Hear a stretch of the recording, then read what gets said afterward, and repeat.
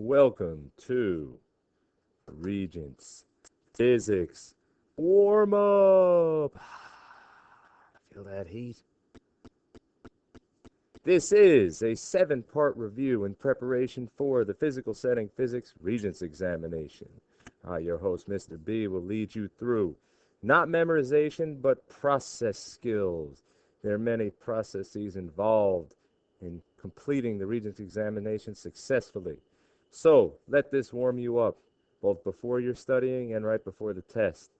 Our first video episode today will be Part 1. Part 1, the rules of engagement.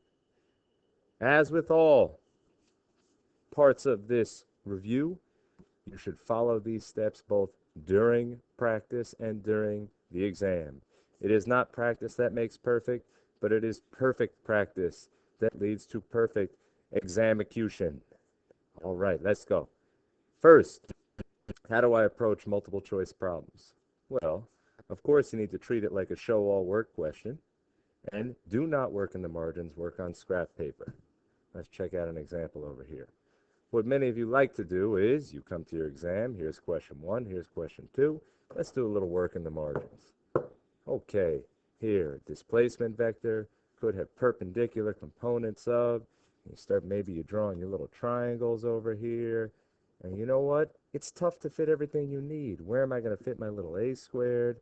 Or maybe you go on to question 3. A hiker travels, let's see here. How about to go south, and then west, and then north?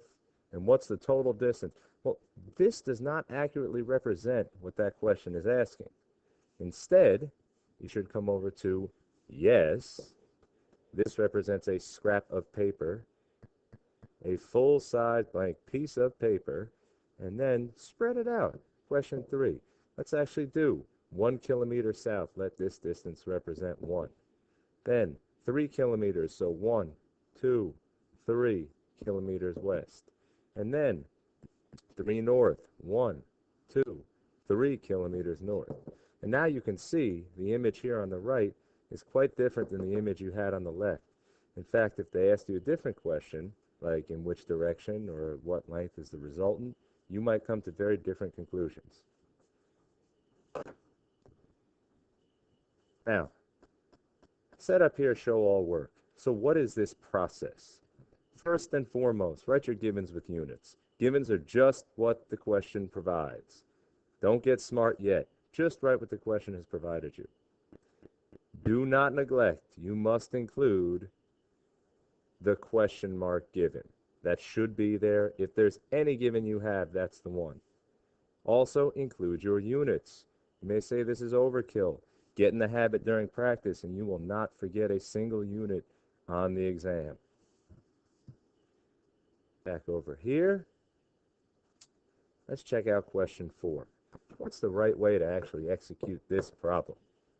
Well, here's our givens with units process. So, givens, units. In the future, we will just abbreviate this as GU. Givens with units. Okay, a car with an initial velocity, that's a VI, of 16.0 meters per second. East! East is the direction. Some of you like to write the letter E over here. However, your calculator does not understand E. So what you should do is come over to the margin somewhere and just declare that east will be positive. And now, this is a 16 positive. We don't need our east over here anymore. It slows uniformly to 6 meters per second east. So VF east still, so that is 6 meters per second. What is the acceleration of the car? Ooh, what is the acceleration? There is your question mark given. Units. During this 4-second interval. Time. 4 seconds. Now, don't try to be smarter than the exam. They provide you a list of equations. Use them. Ooh, hey there, good looking. Oh, it's the PRT, little mechanics section. Okay, so here's some of the equations, a little snippet of the mechanics section. Notice here how much space we're taking up. You cannot complete all this in the margin. This has to be done on separate paper. So, as we were, after our givens with units, you need to pick an equation.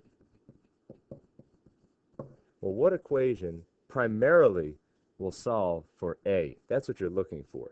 So this doesn't have A. These do. Okay, fine. Now let's pick one. Do we have one that includes VI, VF, and T? Well, as it turns out, we do. It's right here. Some of you will also opt for this equation. However, I recommend this one because you will not mess up your negatives. So our unsubstituted equation, VF equals VI plus AT, yes, you should write this even in the multiple choice section, even where I'm not grading it. Absolutely. Now, VF equals VI plus AT, let's plug it in. So our final step over here is to substitute and solve. So if we substitute, VF is 6.0. We have our units over here with our givens, so we wouldn't need it over here, even on a constructed response. 6 equals 16 plus A is what we're looking for, times 4.0. All right, do a quick math. Subtract 16 from both sides. You're left with negative 10 equals A times 4. Of course, divide both sides. Now, I will not bring you through all the math steps on most of these questions. In this case, I will because it illustrates a point. The acceleration comes out to, that'll be negative 2.5 meters per second squared. And this negative brings us back to our complete list of givens, including the direction. Because if east is positive, negative must be west. So this is 2.5 meters per second squared west. And if you notice, here among your choices, they have both 2.5 west and 2.5 east. So being very deliberate here allowed us to pick the correct answer. All right.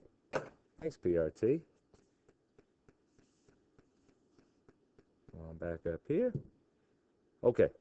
Now, sometimes you find a situation where you want to be what we call smarter than the question. Don't be smarter than the question. What we mean by that is write down the question mark given. That is the primary. Write down the question mark given and find an equation that will work for that question mark given. Sometimes what you find does not solve it right away. That's okay. Find it, and then look in your reference table, and then see what you need as backup. You're going to use backup equations at time. So let's check this out. Here's a fairly straightforward question. We're just looking at 79 to 80. As usual, we want our space. We want some givens with units. Here we go. Calculate the magnitude, so we don't worry about the direction, of the centripetal force. FC is what we want. Question mark newtons. Exerted on the airplane to keep it moving. Now, that's the only given directly provided in 79 to 80. And you actually have to show all your work for this one. Boy, that does not look like enough. Now, I know some of you are saying, please go look at the directions. Yes, of course, look at the instructions. But one of the simplest things you can do here is say, well, now, wait a minute. Equations. Oh, mechanics. There you are. There is an equation with FC. In fact, the only one you have with FC is right here. And so you're more than welcome to come over here and say FC equals MAC. From this, you can do what we call backfill. Oh, well, I need a mass, and I need a centripetal acceleration. Do I have either of these? Well, let's go up top and look. The gas-powered model airplane. Well, here's a mass. All right. Halfway there. All right. Now, the other givens provided, a constant speed of 18 meters per second. So V is 18.0 meters per second. On a path with a radius of 25.0 meters. R is 25.0 meters. So we have the mass, but we do not have that acceleration. And this is where you say, okay, what do? Pump your feet. Find another equation that will allow you, with your givens, to solve for AC. And as it turns out, if you travel back over to the reference table, we have just that. AC is V squared over R. And if you notice, we have both V and R. So AC is 18 squared over 25. Once you know your AC, you can, of course, plug it back in, and the rest of the problem is easy stuff. Good.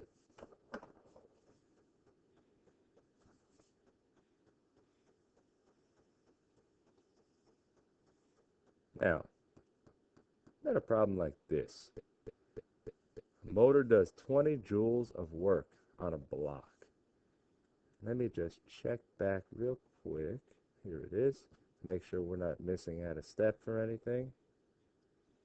No, that's perfect. Let's go back to where we were. Now, this is actually, question 19 is a somewhat challenging problem, and it's been on a number of exams lately. So a motor does 20 joules of work. So here's work. 20 joules are givens with units. Accelerating the block vertically upward. That's something maybe we have to consider. If the gravitational potential energy increases. So you may come over here and say PE from gravity is 15 joules. Really, an increase is a delta. And they want to know what happens to the kinetic energy. Now, you can get by with that, without what I'm about to write in blue, but the fact of the matter is all four answer choices are decrease, increase, decrease, increase. They're all changes. So really, they're asking for the change in kinetic energy. Now, from this alone, if you run over to your reference table, you may feel like you're at a bit of a loss, but do something. Make a connection here. Is there an equation that could potentially pull in delta KE? Well, we do have a KE equation. Here it is, 1/2 mv squared. Does not look that promising at first, being that we don't have mass or velocity. Any other equations with KE? Well, there's one down here. Maybe that connects.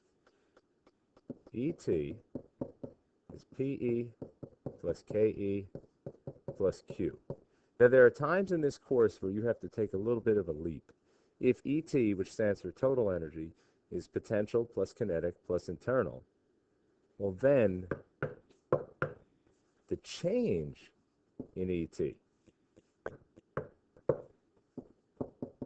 should equal the change, pardon me for writing it out this way, but the change in PE plus the change in KE plus the change in Q. Keep track of that. It's not a bad thing to keep track of there. Sometimes if you need the change, apply the change to all quantities and you'll be okay. So here we have delta KE. All right, not so bad. Do we know the others? So we're looking for delta KE. Oh, we know delta PE. That's nice. Delta Q will be the change of internal energy. Now, your brain actually has to know that this is related to friction. And since the question says neglecting friction, that term is out. So now the real question is, do we know the change in total energy? Well, is there, the guess here would be, no, what does this have to, wait a minute, go and have a look. There is a delta ET term, and look at what it just so happens to be equal to. W. W equals delta ET, and, oh, you know W. 20 is the change in total energy. This delta PE is 15, and so the rest is history.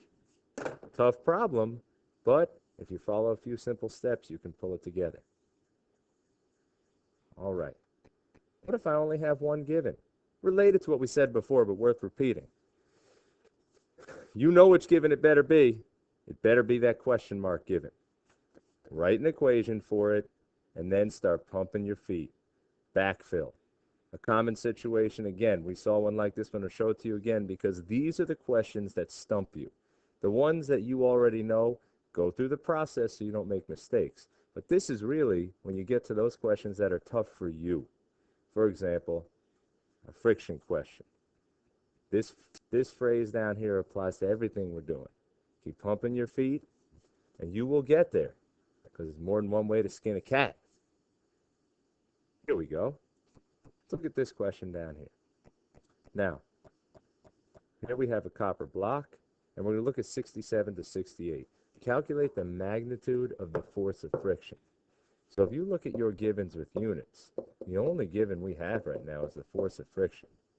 Force of friction, question mark, newtons. Now, how are we going to solve this problem? Well, a simple thing to do, of course, is to come over and write an equation. Do we have an equation for FF? Now, I hope I left it in one of these, blocked it out. Our equation for FF, pause with me a moment, I'll go grab it for us. All right, back in action. The reference table has joined us. Thank you, reference table. It was feeling a little shy. Everybody encouraged. It's a good reference table. Come on back, reference table. We need you. All right, so we need an equation for FF. Oh, there it is. So, coefficient times normal force. All right, so we need these two things. Well, one of the ways we need to get our normal force, we have to look at our block, look at our diagram. Now, this copper block has a mass of 0.200 kilograms. You didn't think they were going to give them all to you. You got to sweat a little bit. And hopefully you know by now that this has both weight acting on it, and if you're on a horizontal surface and only horizontal poles, that weight is balanced by our normal force. So the normal force is actually equal to the weight. Okay, nice little pump your feet on this one. Fn is going to be equal to the weight in this case. But of course, you need to get the weight. And you can look in your reference table, and you will find the equation G equals Fg over m. You get the weight. Many of you approximate this as times 10. You can do that in the middle of a problem, but I'll go the formal route. We're going to need that G over here, 9.81. You can either say Newton per kilogram or meter per second squared. It's the same thing, although with little g, this is a bit of a nicer unit. Okay, so we can do a bunch of numbers here, and you'll get back to Fn. You figure out the weight, so your 9.81 times your 0.2, which is going to come out pretty close to 2 newtons. That'll be the normal force. So once you do this, it comes out a little less than 2 newtons. But the other part is, we need this.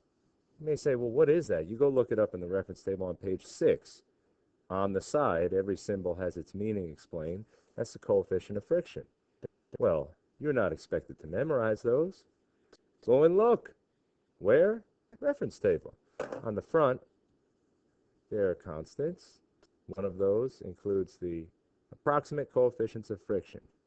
Now, since this block is in motion, we will use the kinetic coefficients of friction.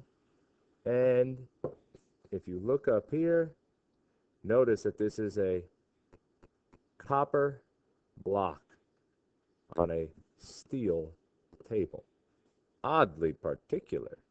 If it's so oddly particular, they're telling you something. They're giving something away. That something is right here. Copper on steel, kinetic coefficient at 0.36, and the rest is history. Okay. Winding down to the end of part 1. Have I heard this before? Yes, you have. Am I telling you again? Yes, I am. Where do I do the work? Use as much scrap paper as possible. Keep it organized. They are required to provide you with scrap. We will. Plan to use 15 sides of paper. 15 sides, 8 sheets. Yes. Maybe even request from your teacher that they staple them ahead of time for you. And if you need more, take them. Why 15 sides? 8 sheets, of course, would be 16. Well, on the cover. Wait till they say go. But as soon as they say go on the cover, it's a good idea for you to jot down a few of the non-PRT formulae that you may need. Do not begin this before the test begins. If you do this before the test begins, that's bringing notes to the test to take it away and start again. These equations are not in your reference table. They are, however, useful. Notice there's an average speed or velocity. The impulse equation is there. J is F net T is delta P, but this piece, M delta V, that's useful. It's very useful to remember the accelerations for projectiles. You're going to use, we'll talk about this later, posi and northy for electric and magnetic fields. The ramp, stressful, though does not show up that much. Generally speaking, you have a couple of standards to remember, the normal force and the parallel component of weight that pulls you down a hill. And finally, one that certainly shows up is your three-word definitions for frequency, period, and wavelength. You most certainly should have these memorized. Now, there's a support sheet to go with all this, things you should know, which is just kind of a massive list of about 100, really there's more than 100, things that you should know walking into the assessment. However, I will tell you, process is more important than memorizing content. That said, these little things here are probably a good idea for you to know, and here's a sample problem to enforce that. Now, this up top represents your cover sheet of the scrap, and that will be very useful when you get to question 21, also a very common question. A duck floating on a lake oscillates up and down 5 times during a 10-second. It oscillates up and down 5 times. What are they talking about? Here's your duck on the lake. So this thing goes up and down 5 times. Well, that actually happens as a wave goes past. So here comes the wave. This part will bring it up. This part will bring it down. So as the wave passes by, the duck rises up and then falls down. So here comes this, lifts the duck up. Here comes this, duck falls down, duck back up. So that actually is a cycle. That's a wave. So you actually have been provided a given here. This oscillates up and down. That's the number of cycles. Number of cycles and the number of waves. That's 5 cycles. And then they gave you a time. Time is 10 seconds. What is the frequency? Now, there is no equation in your reference table. Reference table can stay shy here, because what you really need is this equation, and that's one that you have to remember. Frequency is cycles per time, and so substitute and solve. Frequency is 5 cycles per 10 seconds. Of course, 5 over 10 will give you your half hertz. Okay, so, yay! You're done with part 1. Congratulations. And we hope to see you during the second part of our video series of Regents Physics Warm-Up.